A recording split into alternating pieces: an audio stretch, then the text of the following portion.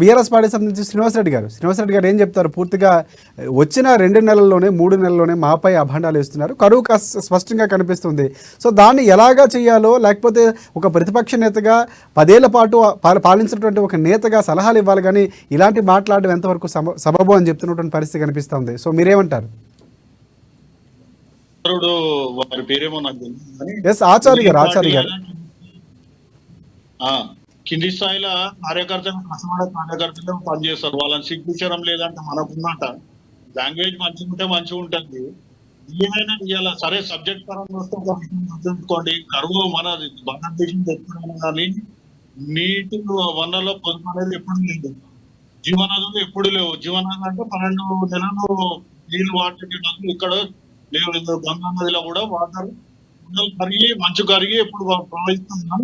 మన దగ్గర కూడా మీరు చూడండి, గోదావరి కృష్ణా కొన్ని రెక్కలు అయితే పిల్లకాలం కూడా గుంటలాగానే పోతుంటాయి. అంటే వర్షాకాలం వచ్చే 1 నెల 2 నెలలనే వర్షంలో నీళ్లు నదులలో నీళ్లు ఉంటాయి. ఆ నీళ్ళని ఎత్తుకోసి మనము తోరించుకొని సంవత్సరం వాడుకునేది నీటి వల్ల పొదుపు అంటారు. మరి నాశనం చేసినప్పుడు ఒక్క పిల్లలు తిరిగిపోతే దాన్ని రిపేర్ చేయకుండా అదేదో బ్రహ్మాండ బదులైనట్టు మొత్తం చేయించడానికి స్కామ్ చేసిన అసలు కట్టనే లేదు. 80,000 కోట్లు అయినాయి కాళేశ్వరానికి.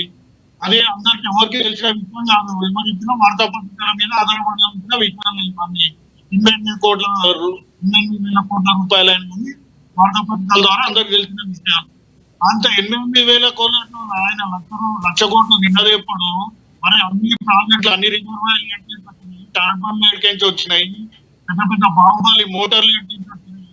కేసీఆర్ గారు ఉన్న 10 సంవత్సరాలను ఎప్పుడు కరువు రాలేదే. అన్నది ఎప్పుడు ఉంటదండి? ఎండాకాలంలో నీళ్ళు వస్తాయి, కలిసిపోతాయి.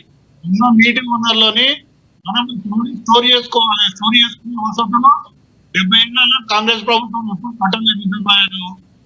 ఇప్పుడు కేసీఆర్ వచ్చినాక కాళేశ్వరం ప్రాజెక్ట్ లో మేడిగడ్డ బ్యారేజ్ కానీ అన్నారం ప్రాజెక్ట్ కానీ కట్టి స్టోర్ చేసిండు. చేసిన దాంట్లో ఒక పిల్లలు ఇంటికి కుంగితే దాన్ని మొత్తానికి ఒక వారం రోజులు ప్రశ్న వచ్చింది. కేసీఆర్ అవినీతి అంటే కేసీఆర్ డబ్బులు సంపాదించలేక కాళేశ్వరంలో డబ్బులు కుంపాలను కట్టి ఉంటాడా అండి?